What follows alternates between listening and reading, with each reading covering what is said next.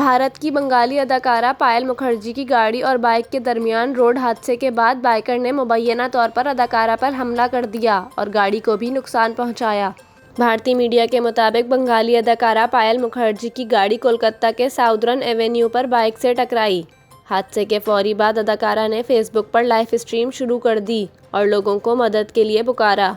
अदाकारा की पोस्ट पर मुत्तहिद अफराद ने कोलकाता पुलिस को टैग करते हुए मामले में मदाखलत की अपील की। अदाकारा पायल मुखर्जी ने बताया कि हादसे के बाद बाइक वाले ने मेरी गाड़ी रोककर मुझ पर चिल्लाना शुरू कर दिया। बाइकर ने मुक्का मारकर मेरी गाड़ी का शीशा तोड़ा और मुझ पर हमला करने की कोशिश की। बाद अज़ां कोलकाता पुलिस ने मौके पर पहुंचकर बाइक वाले को गिरफ्तार कर लिया और पुलिस ने अदाकारा की मदद में बाइकर के खिलाफ मुकदमा दर्ज कर लिया। दूसरी जानिब जूनियर कमीशन्ड फौजी ऑफिसर बाइक ने भी अदाकारा पायल मुखर्जी के खिलाफ मुकदमा दर्ज करवा दिया है, जिसमें इसने कहा है कि अदाकारा लापरवाही से गाड़ी चला रही थीं और इसने मुझे पीछे से टक्कर मारी।